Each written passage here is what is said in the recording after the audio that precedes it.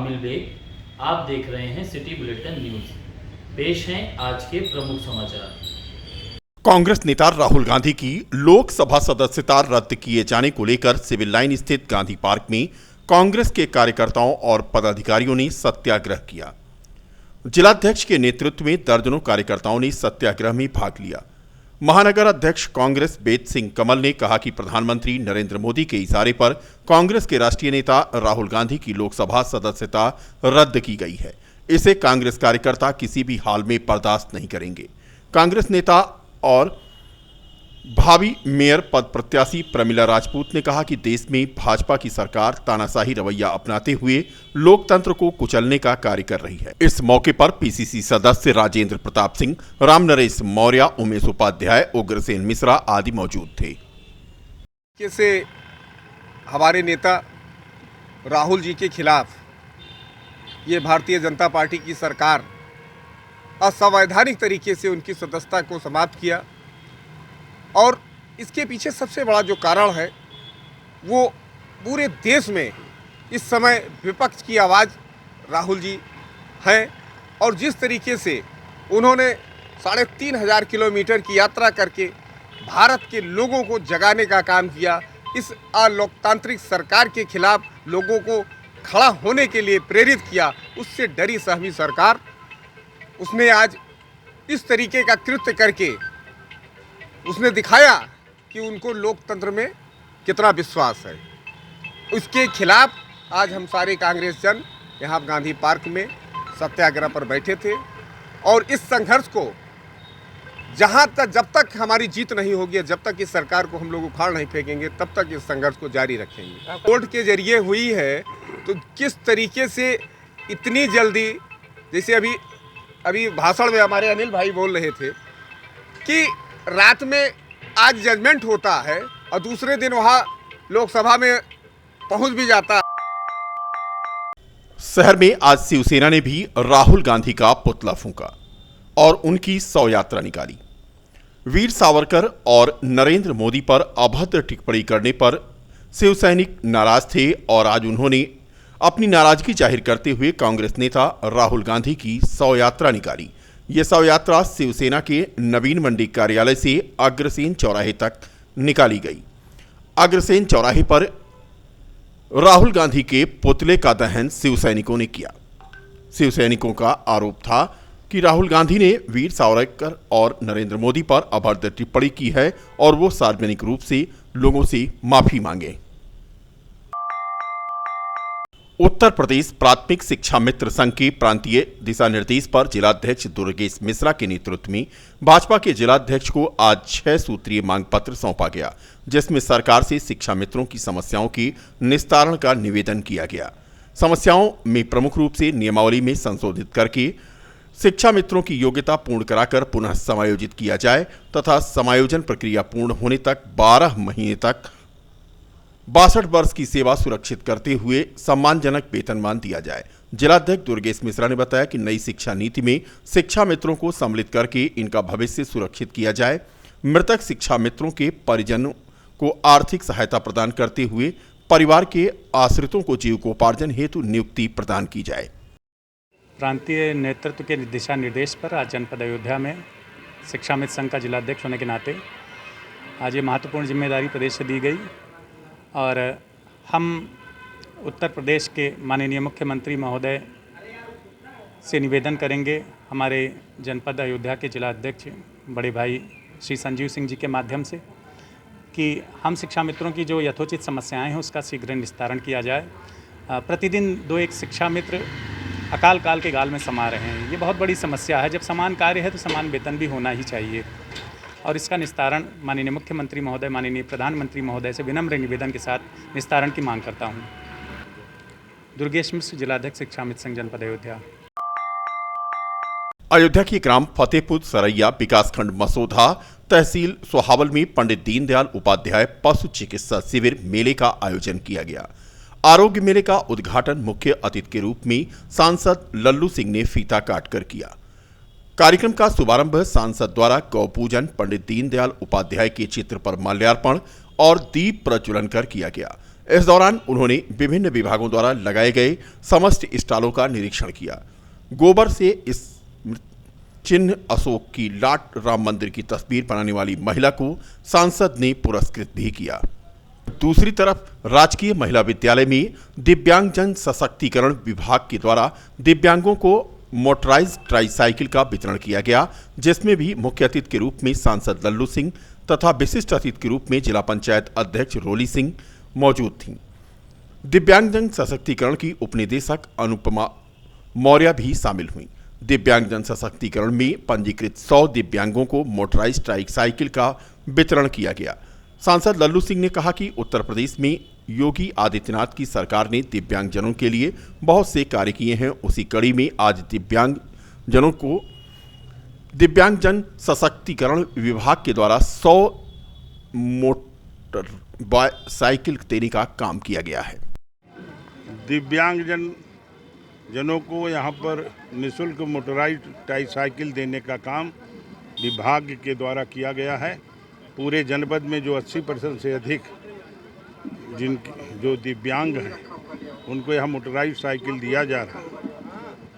माननीय मोदी जी के द्वारा जिन योजनाओं को पूरे देश में लागू किया गया, उत्तर प्रदेश में पूज्य योगी आदित्यनाथ जी इसको नीचे तक तेजी के साथ लागू करने का काम कर रहे हैं और दिव्यांगजनों को और भी अन्य सहायताएं 1000 रुपया मासिक पेंशन और उनको अपने पैरों पर स्वरोजगार कर सके, इसके लिए 20,000 रुपये की आर्थिक सहायता, जिसमें सब्सिडी भी है, लोन भी है, देने का काम हो रहा है।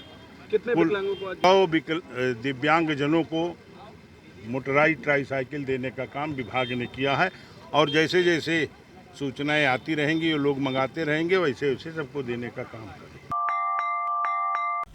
विश्व के करोड़ों सनातनी हिंदुओं की भावनाओं का सम्मान करते हुए रामायण, श्री रामचरितमानस और श्रीमद् भगवत गीता को राष्ट्रीय ग्रंथ घोषित किए जाने की मांग तेज हो गई है।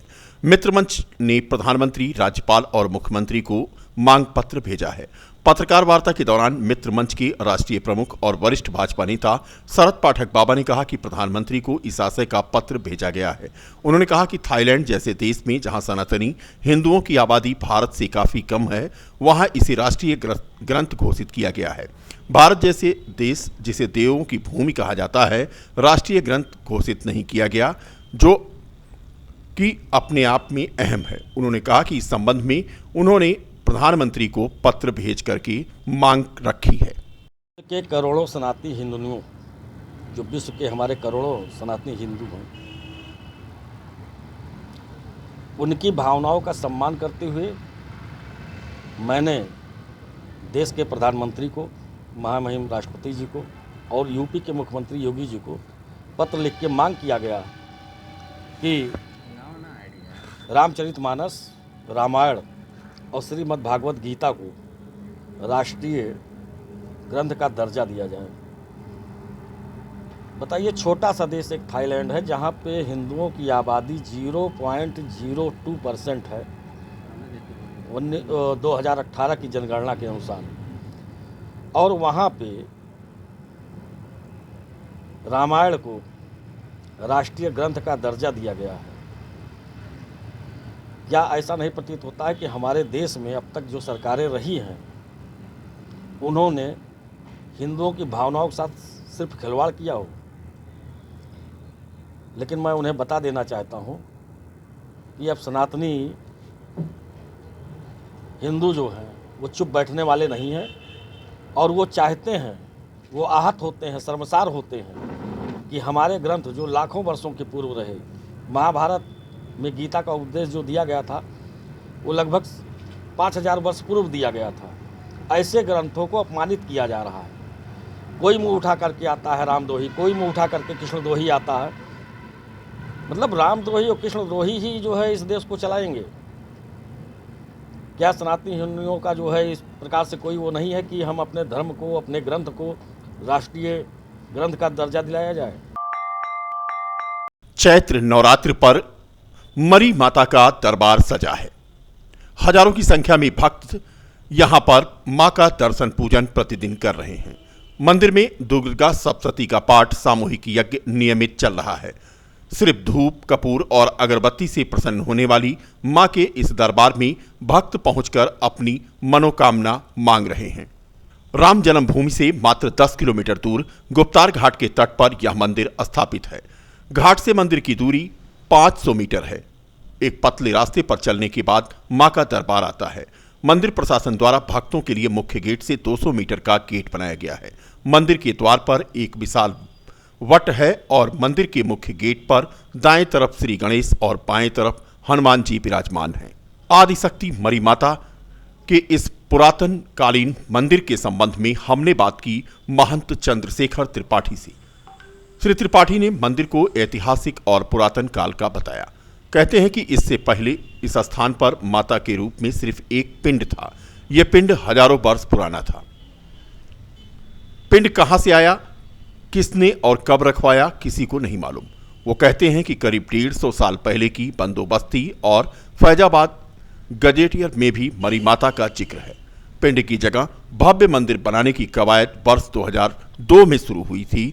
आज किस्तों में अभी भी मंदिर को भव्यता प्रदान करने का काम चल रहा है। तस्वीरें आप देख सकते हैं। बीती शाम बड़ी संख्या में श्रद्धालु यहां की शयन आरती में शामिल हुए। भक्तों को प्रसाद वितरण करने का काम यहां पर हमारे कैमरे में कैद हुआ। तस्वीरों में आप देख सकते हैं गुप्तार घाट पर स्थित आदिशक्ति मरी माता के भव्य मंदिर में, जहां मनोकामना पूर्ण होने और मनोकामना मांगने वालों की संख्या लगातार बढ़ती जा रही है। और यहाँ प्रतिदिन प्रातः सप्तशती का पाठ होता है। अनवरत नवरात्र से लेकर के शुरू से लेकर अंत तक। उसके बाद दिन भर दर्शनार्थियों का तांता लगा रहता है। रात में ये शयन आरती 8:30 बजे होती है, जो आप देख रहे हैं। आरती के बाद ये प्रसाद वितरण हो रहा है। और कुछ जानना चाहें तो इतने बढ़िया ड्राई फ्रूट है, केला है, मिठाई है।